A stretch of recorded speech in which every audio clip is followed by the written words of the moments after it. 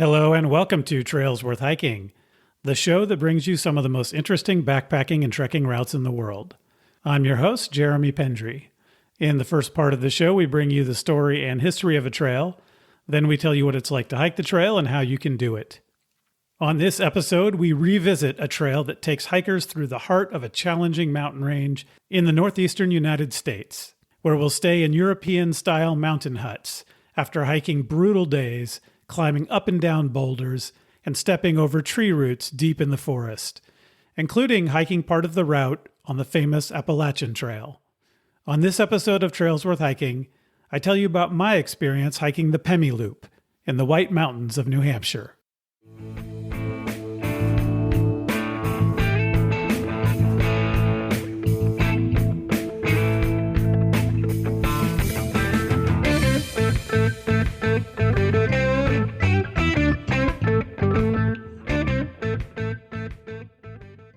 Welcome to the show, everyone. This is another update episode where I have hiked a trail that we covered on an earlier episode. So I am here to give you my perspective on the trail, my extended walking the walk report, if you will. We covered the Pemi Loop back in episode 23 in 2022. Please go back to episode 23 to hear the background on the White Mountains, as well as my interview with Max Damaris. Max provided really helpful, specific information that I think you will find useful for planning a trip on the Pemi Loop. Before we jump into my experience on the Pemi Loop, I want to tell you about a podcast I learned about recently that I have been enjoying and I think you would also enjoy. It's called Virginia Outdoor Adventures. It's the ultimate guide for outdoor recreation in Virginia. So if you live in Virginia or within striking distance of Virginia, this is a great resource for you. Host Jessica Bowser keeps things lively and fun and is avid about the outdoors of Virginia. Every episode contains recommendations and info about hiking or kayaking or camping in Virginia. Jessica interviews guests that have a passion for the outdoors in Virginia, and they will definitely inspire you to see what the outdoors of Virginia have to offer. Recent episodes include talking about mushroom foraging, learning about some of the best adventure towns in Virginia, and 2 episodes on camping and backpacking in Virginia state parks, which may be of particular interest to Trails Worth Hiking listeners. They are in their 6th season, starting out now, so some great new episodes are coming. I like the show because Jessica has such an ease with communicating with her guests and delivering to the listener info that will actually help them, and that way I see parallels between Virginia Outdoor Adventures and Trails Worth Hiking. We're both trying to inspire you to get outdoors and provide you the information and the confidence to do it. So check out Virginia Outdoor Adventures and let me know what you think. I've put a link in the show notes to their website.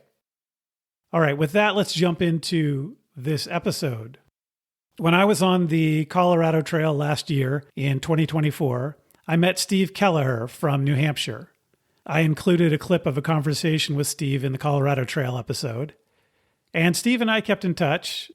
And eventually he said, "You should come out to New Hampshire to hike the Pemi Loop in the White Mountains." I, of course, knew about the Pemi Loop since we had covered it on the show. So I took Steve up on that offer, and I got to experience the Pemi Loop for myself. As I said, you can learn all about the area in episode 23, but I'll just briefly say this. The White Mountains take up a quarter of New Hampshire. They're the northern part of the Appalachian Mountains. Most of the White Mountains are part of White Mountains National Forest, not surprisingly. But this hike is in the Pemigewasset Wilderness within the White Mountains, in an area that suffered from clear cutting by loggers in the past, but has recovered substantially with protection as a wilderness. I can attest to the fact that it is a deeply forested area today. The wilderness is 45,000 acres in size. One of the things the White Mountains are known for is unpredictable and intense weather. And on that front, they did not disappoint. As our trip date neared, Steve and I learned that a storm was coming in. So we made a decision to utilize a resource that in most parts of the United States doesn't exist. And that is the backcountry hut system of New Hampshire, which is really unique in the United States. We had a wonderful experience staying in the Appalachian Mountain Club huts. Although we mentioned the huts in the original Pemi Loop episode with Max Damaris, We didn't focus on it because Max had done that trip as a camping trip. So I'm going to focus on the huts here. So let me start with the history of the Appalachian Mountain Club, the AMC. The AMC is the oldest outdoors organization in the United States. It was formed in 1876. There were some other organizations formed a bit earlier, but they aren't around still. Originally, it was formed to explore and preserve the White Mountains in New Hampshire. But today, AMC has chapters from Maine to Washington, D.C., though the White Mountains are where it all started. The AMC focuses on a mix of recreation and environmental activism, which to me, as a Californian, sounds very similar to what the Sierra Club does in my region. And I looked into it a little bit and learned that, in fact, when John Muir founded the Sierra Club in 1892, more than 15 years after the founding of the AMC, he explicitly modeled it on the AMC. So to some extent, us here in the West have the AMC to thank, not just for its work in the Northeast, but also for inspiring similar work in the American West. So thank you to the AMC. So let's talk about the AMC hut system in the White Mountains of New Hampshire. There are 8 different AMC huts, and they are 6 to 8 miles apart. They are on the Appalachian Trail, so through hikers or section hikers can take advantage of them. When I say huts, you might be imagining a small refuge, but think more of a hostel kind of setting. These are large huts that hold from 36 to 96 people, depending on the various hut. You reserve them online, and they're explicitly modeled on the huts that you can find in the Alps in places like along the Alta Via or the Tour de Mont Blanc, for example. They have bunk bed style accommodations. There are shared bathrooms, and they serve breakfast and dinner included with your fee for staying overnight. And by the way, they do have vegetarian and vegan options for the meals. The huts have a really fun atmosphere. There are some differences from European refuges. One difference is there are no showers for the guests. So if you're staying in the huts, it's a little closer to camping in that way. Of course, there are cold water sinks that you can use to clean up, but no actual showers for the guests. One other big difference is that everything in these huts comes and goes based on the employees carrying it. They do this 2 times a week on Wednesdays and Saturdays. In the Alps of Europe, many huts can be reached by car on dirt roads, or others can be reached by donkey or mule so that they can be resupplied that way. But the trails in the White Mountains are not graded for stock. They are way too difficult for stock animals to traverse in many places. So the crew, CROO, for whatever reason it's spelled that way, the crew, as the employees are called, carry everything in and out on their backs, except for certain shipments that come by helicopter. There are some similarities to the huts of the Alps. They're in beautiful locations. There's a fun atmosphere. As I mentioned, there's the employees called the crew, and they act sort of like camp counselors. They do skits, they do call and response, and make the stay a lot of fun for the guests, which is definitely a more American vibe than the European huts, though some of the European huts do have their own fun vibes, like music and other things like that. You definitely get the similar experience of having camaraderie with the other guests and also of having good food. The cost of the huts is not cheap. It's $140 to $170 a night per person, depending on whether you're an AMC member or not. So the higher price applies if you're not a member. But remember, these prices are based on the fact that everything has to be hauled in and out by a human or a helicopter. So it's quite expensive in labor and fuel to supply the huts. They're full service from June through late October. A few of them are open in the winter, but they don't provide services in the winter. So you can stay in them, but there aren't any meals provided in the winter. The huts were built at various times from 1888 to 1964. But mostly in the early 20th century. As I mentioned, the huts are on the Appalachian Trail, and what that does is it allows a section hike on the Appalachian Trail where you can go hut to hut and stay in all of the huts. In fact, Steve and I met one AT section hiker who was going hut to hut on this part of the AT. She goes by the trail name Mountain Mama, and we ended up hiking with her for a day and staying in the same hut 2 nights with her as well. AT hikers are a fun bunch and always interesting to talk to. And while we were at the Galehead hut, one of the huts we stayed in, she and I sat down and talked for a bit about her experience on the AT. So Mountain Mama, how many times have you been out here to try to complete the AT? You've been working on this for a long time. Yeah, I started it 20 years ago. I did half the Appalachian Trail and I made it to Pine Grove State Park in Pennsylvania and then moved to the West Coast and had a family and a life. So I started redoing long sections of the AT in September 23. So, Okay. yeah, since then. So what brought you back to really want to finish it? Like a lot of people might have decided that was something in their past or something they did when they were younger. Like what made you think, I really do want to finish this? Well, a long time ago, my dad, who was born a long time ago, 1932, said girls don't hike. So I'm proving him wrong. And I wanted to finish what I started. Yeah. And I love the experience of the trail, the people you meet. And I've met a Irish Catholic priest and we became fast friends. And I have an adopted family in Ireland, all because of the Appalachian Trail. So some of the bonds you make with people is really priceless. Yeah. Okay, so now we're in the White Mountains. So this part of the Appalachian Trail, this is my first time in this part of the country hiking. And to me, the trail is unbelievably difficult, like moment to moment, mile to mile. What is this like for you in the White Mountains? What do you think about like how hard this part of the trail is? And is this sort of par for the course for the AT or is this particularly difficult? Well, I haven't gone farther north than this, but up to this point, I would say it's the hardest part so far that I've done because there's a lot of scrambling. I have to take my poles off. I did have to sit on my butt one time, so that's down. Yeah. 6 points of contact, 2 feet, 2 hands, and 2 butt cheeks. But yeah, so I did have to do that, but it's doable. You just have to take it slowly, and there's no going fast on that. And you think you're going to finish next year? I plan to. I hope to. All right. Good luck. Thank you. 2 of the AMC huts are on the Pemi Loop, and we stayed in both of those. The first one is the Greenleaf Hut, which is not right on the trail, so you need to plan for the time it takes to get off the trail and hike downhill a mile to the hut, and the time it will take the next morning to hike back up to Lafayette Peak, again to get back on the trail. And the second hut is the Galehead Hut, which was rebuilt about 25 years ago. Both these huts are really beautiful inside. So Steve and I did the loop clockwise, and we spent the first night in Greenleaf and the second night in Galehead, but we added a layover night at Galehead Hut due to the storm coming in.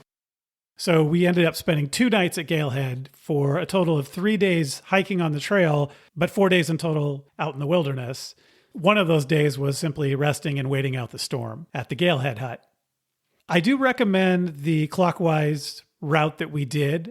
The first day, you're going up what's called Franconia Ridge, and there are lots of stairs and ladders. And I do think it's probably better to go up the stairs and ladders than to have to go down them. And the last day, the trail has more of a gradual descent after Bond Cliff, which is the final tall peak that you ascend. So from there, it's a pretty gradual descent, and that makes going clockwise, I think, a little more convenient than counterclockwise. I just want to point out that as I talked about with Max Damaris, there are AMC-run campsites and shelters on the Pemi Loop, not just the huts. Those you can stay in for a $15 fee, and there's a caretaker at each of those sites. Along the Pemi Loop, there's the Liberty Springs campsite, there's Garfield Ridge, and there's the Guillot site. All of those are good options. As a rough approximation to the huts, you could stay at Liberty Springs the first night instead of Greenleaf Hut. And then Garfield is sort of in between the huts. So you could stay at that the second night, or if you were pushing, you could go past that, past the hut, and stay at Guillot the second night.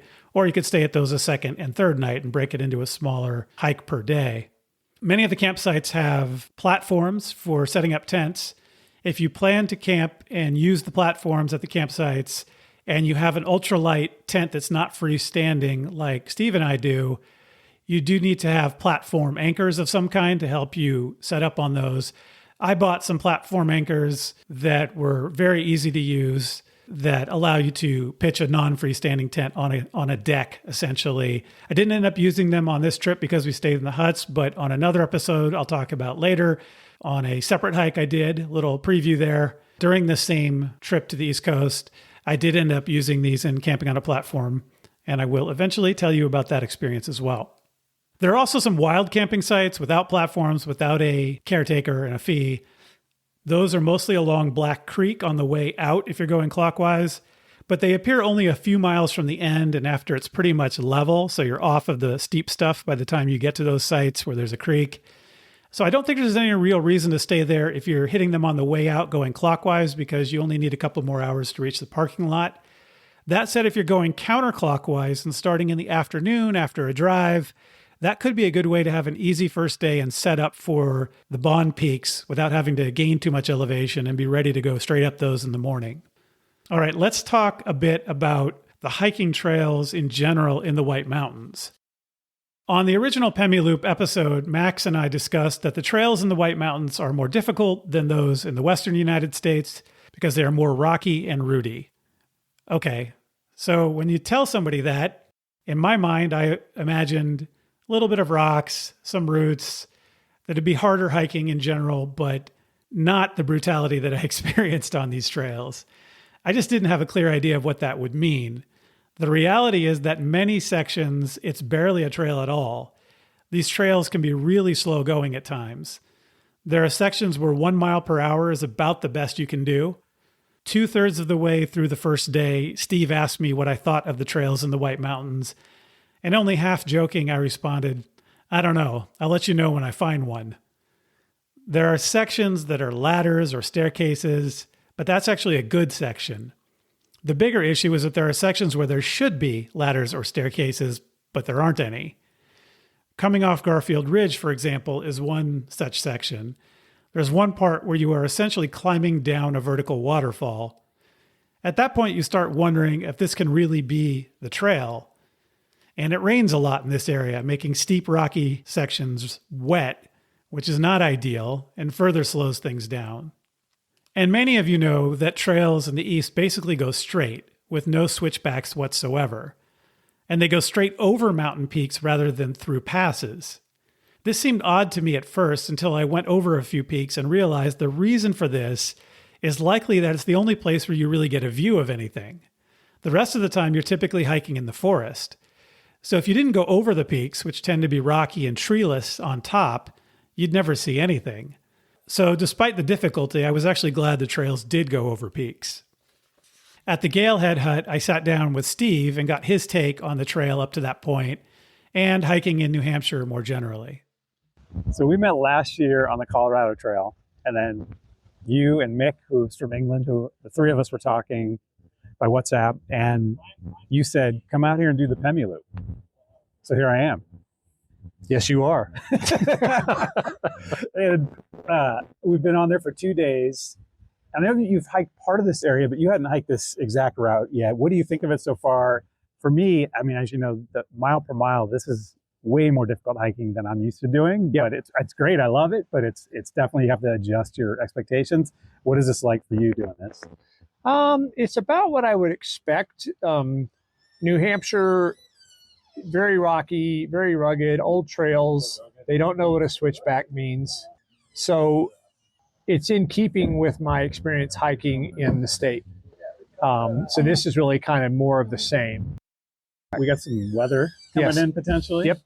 Have you been up in some pretty decent storms hiking in New Hampshire? And what's that like here? Like, how is the exposure, the wind, the rain? No, good question. I lived in Colorado 26 years before I moved here and did mountain rescue work for 19 years. So I've been out for season conditions at high altitudes. And the one thing I'll say is different out here is when they have weather here, they mean weather. Like, you don't mess around with it. The winds can be 50 plus miles an hour, driving rain, temperature drops, even in the summertime. And so I have a lot more respect for the weather out here, where I wouldn't chance it in ways that I would feel comfortable in Colorado. I would not feel as comfortable here weather-wise. So I tend to be more conservative about weather conditions out here, especially too, given the trails are so rocky that, footing is bad and everything. And so it's just not a good mix. So you're looking forward to the Bond Peaks in a couple days? Yeah, looking forward to the Bond Peaks. Problem with New England is you don't have these grand vistas. You have a lot of hike for miles in the trees. Mm-hmm. And so the vistas are few and far between. So when you get an opportunity, you really do want to take it in. And so the bonds are iconic. You can find pictures of them on the internet. And just like we were on Franconia Ridge yesterday, is just an iconic way to view the White Mountains in New England hiking that you wouldn't otherwise get, because all you would see is tree after tree after tree in the woods.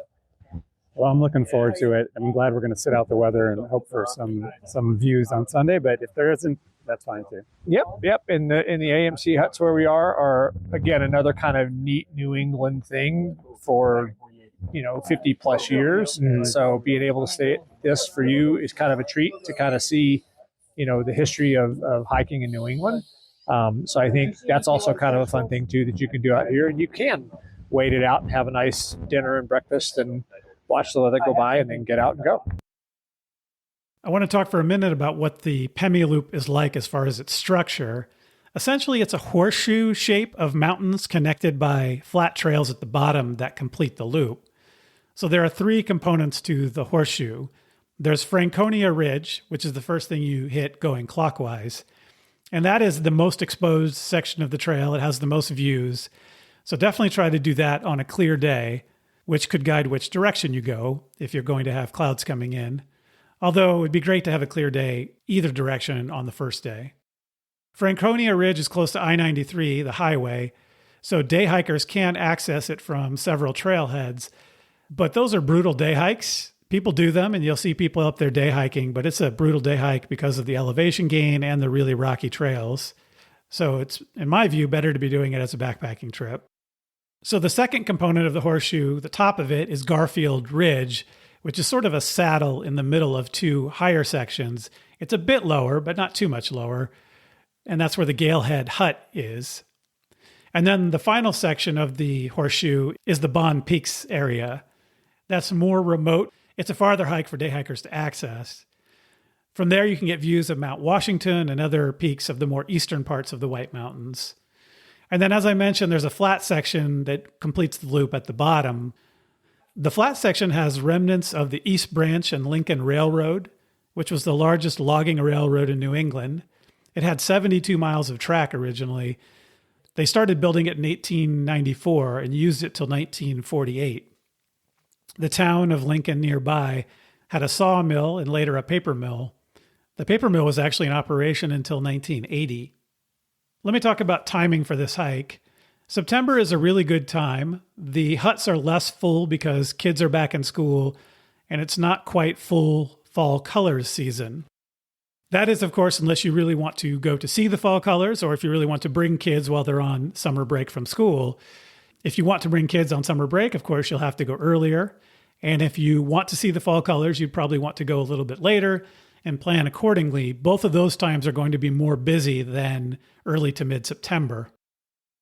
There are lots of different types of trail users. There's AT thru hikers, as I've mentioned. There's Pemi Loop backpackers like Steve and I.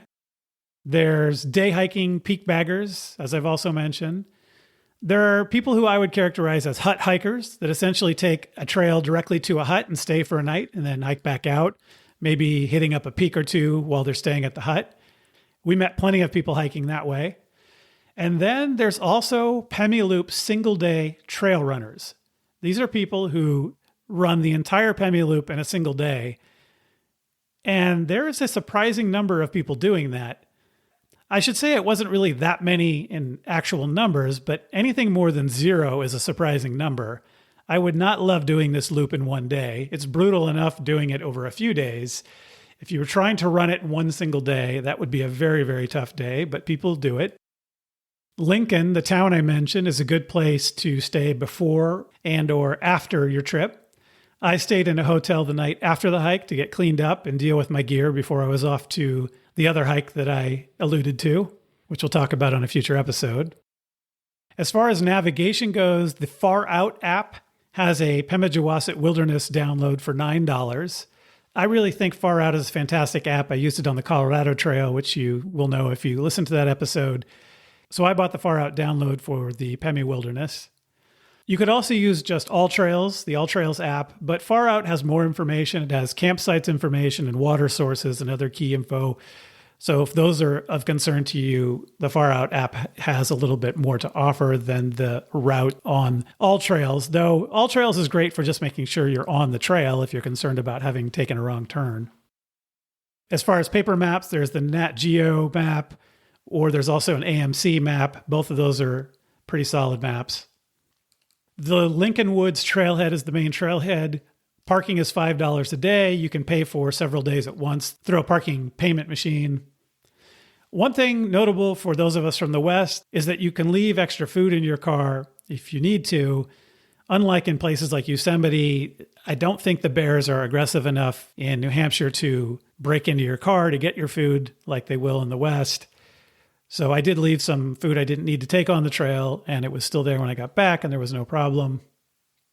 To get to the trailhead, I flew into Boston and rented a car. Let me give you the mileage itinerary for our 3-day version of the hike. So we started at the Lincoln Woods trailhead and hiked to the Greenleaf Hut, which had a huge elevation gain on that day of over 5,000 feet. And that was about 10.5 miles. The next day, we hiked 7 miles to Galehead Hut. That may not seem like a lot, but it was very slow going. As I said earlier, maybe 1 mile an hour in that difficult section. So we still didn't get there till mid-afternoon.